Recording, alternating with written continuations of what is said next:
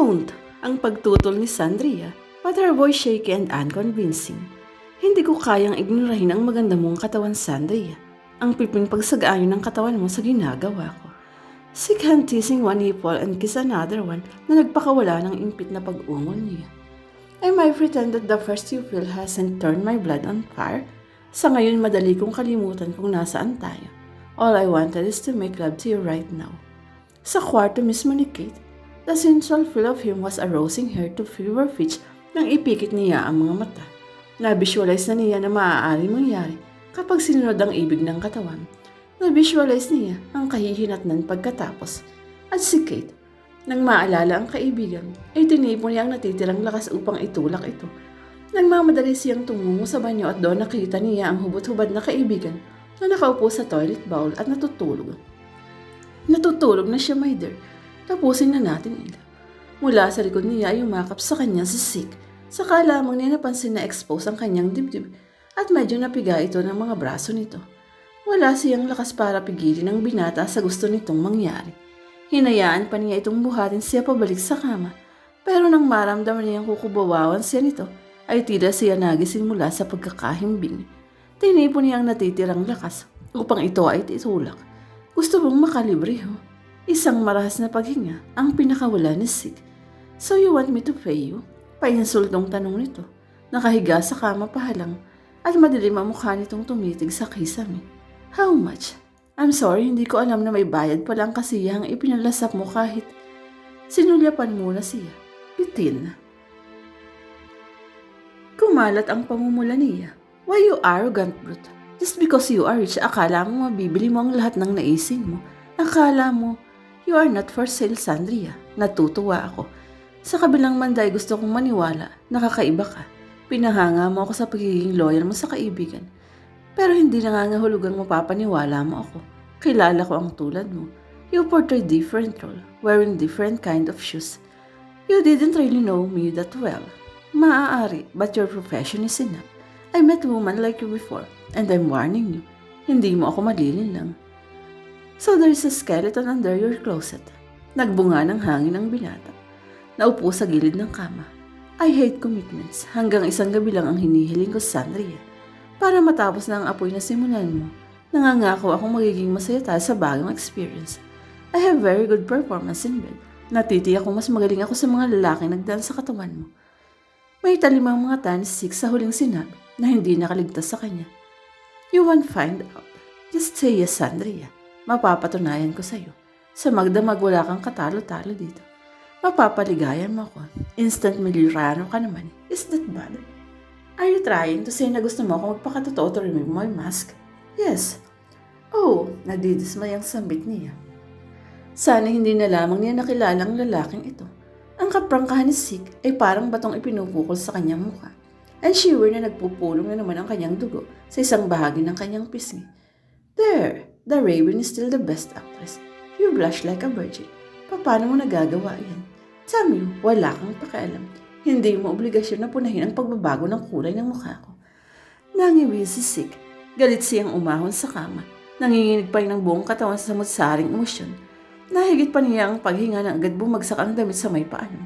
Kanina lamang ay hindi ito nalaglag nang i-check niya ang kalagayan ni Kate. Pero bakit ngayon? Abala kasi siya sa yakap at halik nito. Mabilis niyang itinaas ang damit nang mabasa sa mukha nito ang pagnanasa sa dako paron. Ito ang advantage ng isang actress. Hindi mo malaman kung kailan nagsasabi ng totoo. Believe it or not, naiwan na namin ang maskara pagkatapos ng pagtatanghal. Pag-arte nga ang ikinabubuhay namin, but I don't deserve snap judgment. Pinilit niyang abutin ang zipper sa kanyang damit mula sa likuran.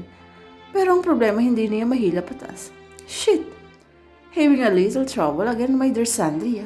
Layuan mo ako. Kaya ko itong ayusin ng mag-isa. At hindi ko natigil siya pagsasalita nang humaplos ang mainit na palad nito sa hubad niyang likuran. Paano nakaahon sa kama si Sick nang hindi niya man lang namamalayan? 2 beses ko nang ginawa ito, Sandria. Kailan kaya darating ang pagkakataon na tuluyan na itong maibaba? Oh, go away. Inalayo niya ang katawan dito, subalit ang malakas na pwersa ng mga kamay nito ang nagpatigil sa kanyang pagkakatayo. Hold still, tutulungan kitang isara ito. Itritadong itinirik niya ang mga mata. Paano mo gagawin kung mas binibigyan mo ng pansin ang pagdama sa likuran ko? Idiniin niya sa pangiinis ang apoy na muli nitong sinindihan. There, mabilis itong naisara at mabilis din niyang nilisan ang lugar. Thank you ha, nangaasar na pahabol nito. Pagkapihit niya ng sirador ng pinto palabas ay huminto siya ng sumagi sa isipan ng kaibig. Nasa kwarto pa si Sik, bigla siyang dinunggol ng kaba. Tapos na ang problema ni Kit kay Sik. Ang gabing ito ay simula pa lamang. Nakakalitong pakiramdam. Dapat ay maging masaya siya. Bukas ay wala na si Sik Alfonso. Nagagambala sa kanya. Pero iba ang nararamdaman niya. Nalulungkot siya. Nalalaman niyang pinaglalaroan lamang siya ito. Ano yun?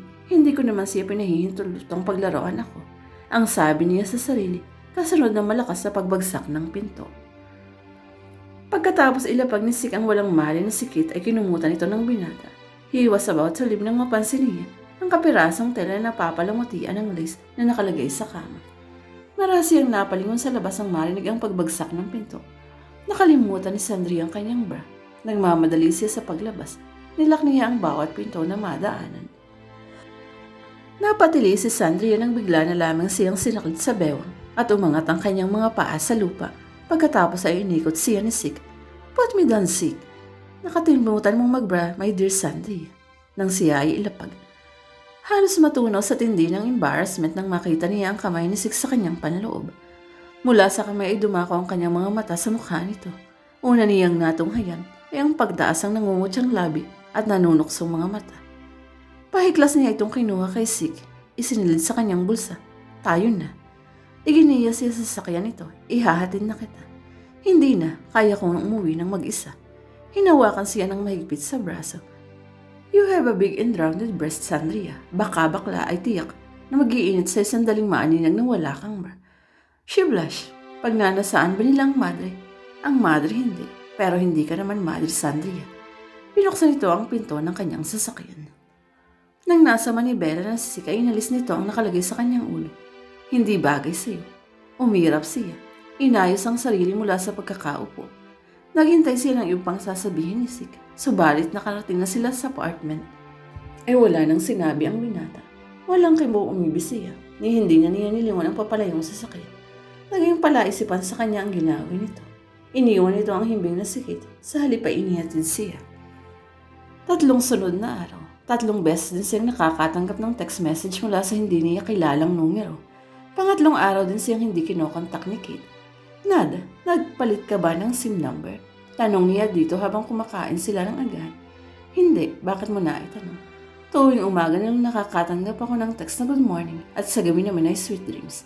Nagkibit na lamang ito ng balikat saka ay pinagpatuloy ang pagkain. Sumungo sa dressing room si Maricel. Sandria, tawag ka ni Tita Ampi, ang manager ng bar. Sige, lalabas na ako. Ani habang isinisilid sa knapsack ang costume. Naroon din sa bag ang kanyang extra t-shirt na suot kanina sa teatro na maayos na nakatupi. Hindi na niya sinukli ang medyo nagulo na buhok.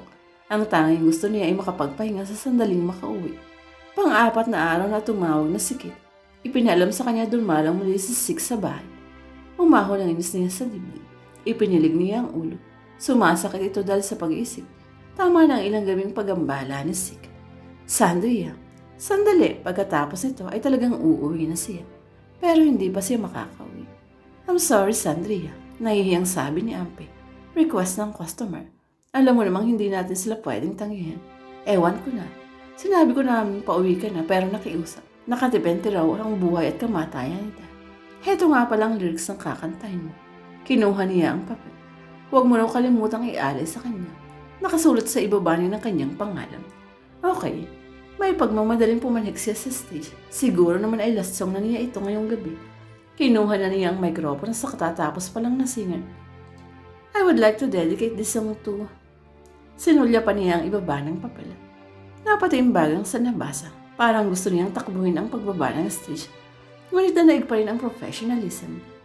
To Sik Alfonso and gave her very best para pakawalan ang matamis ng ngiti. Hindi ba dapat malaman ni Sik na apektado siya? Kunwa ay kaswal.